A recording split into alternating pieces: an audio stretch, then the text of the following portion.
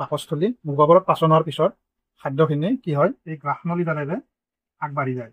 এই আগবাঢ়ি যাওঁতে আমাৰ সাধাৰণতে যেনেকে মটৰৰ পাইপেদি পানী গুচি যায় তেনেকুৱা নহয়, এইপিনে যাওঁতে এটা বেলেগ ধৰণৰ গতিৰে আগবাঢ়ি যায়, যিটো গতিক আমি কি গতি বুলি কওঁ? পেৰিষ্টেলটিক।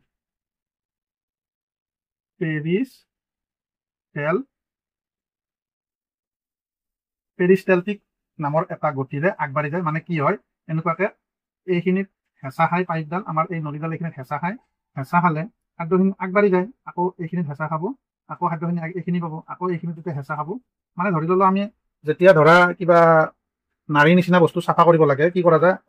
ওপৰৰ ফালে আমি এনেকে হেঁচি ধৰো, টিপি ধৰি টানি লৈ যাওঁ। টানি লৈ গ'লে কি হয়, বস্তুখিনি এই পাইপডালৰ ভিতৰত যিখিনি বস্তু আছে সেই বস্তুখিনি ওলাই যাই থাকে। ঠিক তেনেকুৱাকে এইখিনিত আমাৰ চাপ পৰিব, সেই চাপটোৱে খাদ্যখিনি কি কৰি লৈ যাই থাকিব?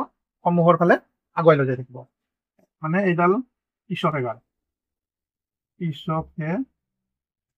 বা গ্ৰাহনলী। ইছ'ফেগাৰৰ খাদ্যখিনি গৈ ক'ত পৰিব? এইটো হ'ল পাকস্থলী। আমাৰ এইটো কি? পাকস্থলী। খাদ্যখিনি গৈ কি কৰে? পাকস্থলীত পৰে।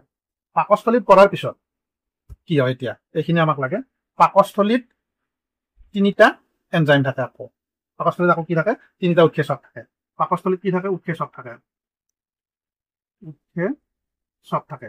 এই উৎসেচক থাকে তিনিটা।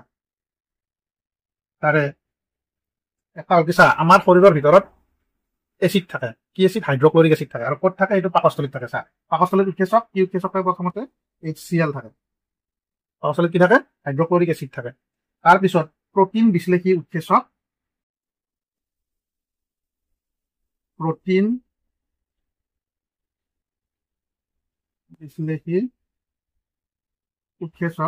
বিশ্লেষী উৎসেচক পেপচিন থাকে। প্ৰটিন বিশ্লেষী উৎসেচক কি থাকে? পেপচিন থাকে। আৰু 3 নম্বৰটো কি থাকে? শ্লেষ্মা থাকে। বুজি পালা? আমাৰ খাদ্যখিনি গ্ৰাহনলীৰে গৈ ক'ত পৰিল? পাকস্থলীত পৰিল। পাকস্থলীত পৰাৰ পিছত এই তিনিটা উৎসেচক লগ পালে, প্ৰথমতে পালে HCl, তাৰপিছত পালে পেপচিন, তাৰপিছত পালে শ্লেষ্মা। এতিয়া কি হ'ব? এনেকে গৈ আমাৰ কি পালে? পাকস্থলীটো পালে, খাদ্যখিনি গৈ পাকস্থলী পালে। ইয়াত আমাৰ কি কি থাকিল? 1 নম্বৰতে HCl থাকিল। HCl কি কৰে? এই যে পাকস্থলীত HCl থাকে, HClটো কি কৰে? এই HCl আমাৰ খাদ্যখিনি প্ৰথমতে আম্লিক কৰে। কি কৰে? আম্লিক কৰে, মানে এচিড কৰে। HClটো যিহেতুকে এচিড, আমাৰ খাদ্যখিনিক আম্লিক কৰে। কিয় আম্লিক কৰে? আম্লিক কৰিলে কি হয়? কি লাভ হয়? মানে আম্লিক কৰিলে এই যিটো HClৰ পিছত আমাৰ 2 নম্বৰটো কি আছিলে? পেপচিন। আমাৰ পেপচিন আছিলে। পেপচিনে কি বিশ্লেষণ কৰে? প্ৰটিন বিশ্লেষণ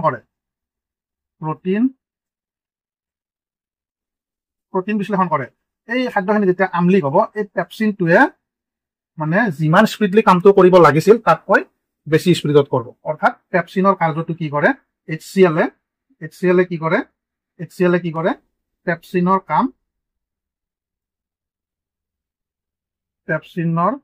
কামটো তীব্ৰ কৰে। এনেকুৱা কুৱেশ্যন আহে, আমাৰ পাকস্থলীত HCl আছে, HClৰ কাম কি? তেতিয়া তুমি ক'ব পাৰিবা যে HCl পেপচিনৰ কাম তীব্ৰ কৰে। অকল এইটোৱে নহয়, আৰু এটা আছে।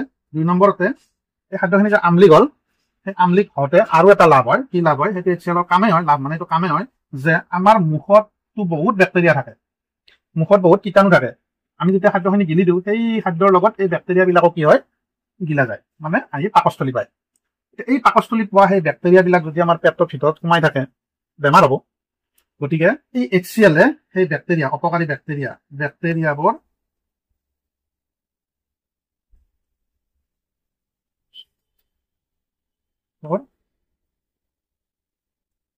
ধ্বংস কৰে। এই খাদ্যত আমাৰ মুখৰ পৰা যিবিলাক অনিষ্টকাৰী বেক্টেৰিয়া, কি বেক্টেৰিয়া? অনিষ্টকাৰী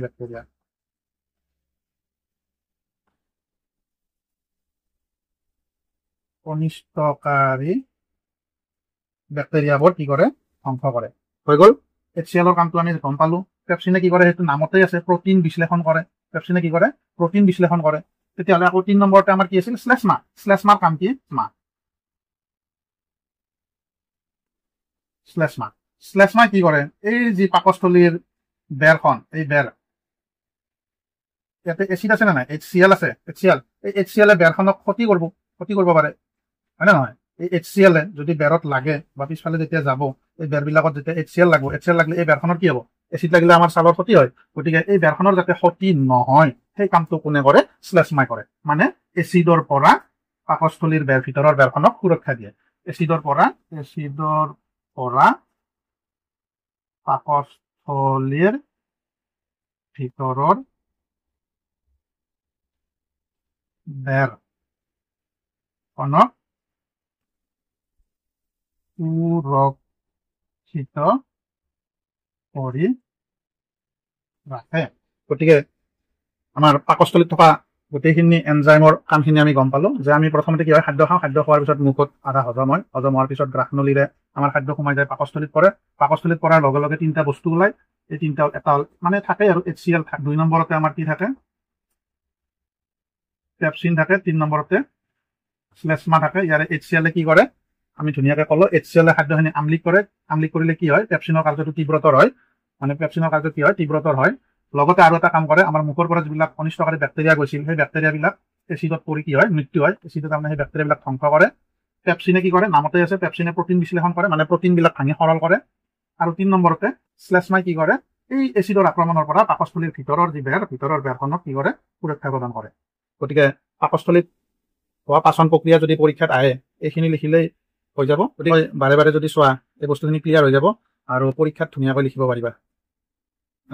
পৰীক্ষাত আহিয়ে থাকে এইবিলাক, একদম কমন কুৱেশ্যন হয়।